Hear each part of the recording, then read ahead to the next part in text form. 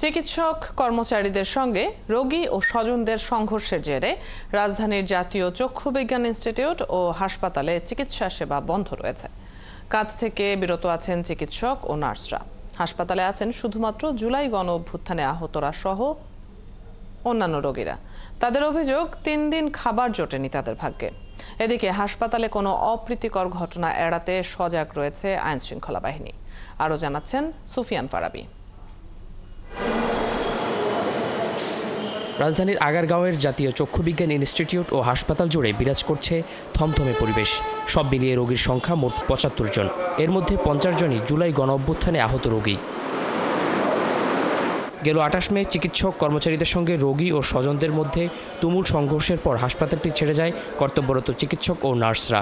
ফলে কোনো ধরনের চিকিৎসা মিলছে না রোগীদের। গ্যাঞ্জার পরে হাসপাতালে কোনো ডাক্তার নার্স কিছুই নাই, তা আমাদের চিকিৎসাও তো দিতেছে না। তা আমরা ভাবতেছি আসলেই তো আমাদের এই গরিব মানুষের দেহার কেউ নাই। ঝগড়া করছে কেটা হেডও আমরা জানি না, কিন্তু এখন পুরো বেজালে পড়ে রয়েছি আমরা সাধারণ রোগীরা। দূর দূরান্ত থেকে আইছি। আজ 3 দিন হলো খাবার হয়নি, তারপর কালকের থেকে আবার খাবার দিয়েছে। আহত রোগীদের দাবি, প্রত্যাশা অনুযায়ী সেবা না পেয়ে আন্দোলনে নামতে বাধ্য হয়েছিলেন তারা। সেই ঘটনায় কিছুটা সংঘর্ষ হয়। সেই অজুহাতে এখন চিকিৎসা সেবাই বন্ধ রয়েছে।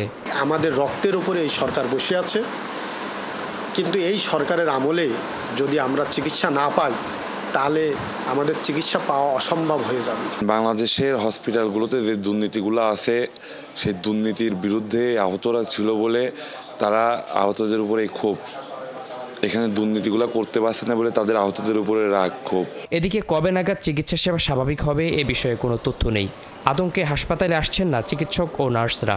তাদের দাবি, সংঘর্ষের সেই ঘটনার পর নিরাপত্তাহীনতায় ভুগছেন তারা। হাসপাতালে আমাদের কোনো সেবাকর্মী, ওয়ার্ড বয়, স্টাফ, নার্স, চিকিৎসক কেউ ওর ভিতরে ঢুকার সাহস পাচ্ছে না। সবাই নিরাপত্তাহীনতায় ভুগছে। এই কারণেই আসলে আমরা হাসপাতালে আমরা চাইলেও চিকিৎসা সেবা দিতে পারছি না, কারণ প্রত্যেকেরই জীবনের একটা নিরাপত্তাহীনতায় ভুগছে। আর নিজেদের শতভাগ নিরাপত্তা নিশ্চিত না হলে সেবা দেওয়া সম্ভব নয় বলেও জানিয়েছেন তারা। সুফিয়ান ফারাবি, ৭১, ঢাকা।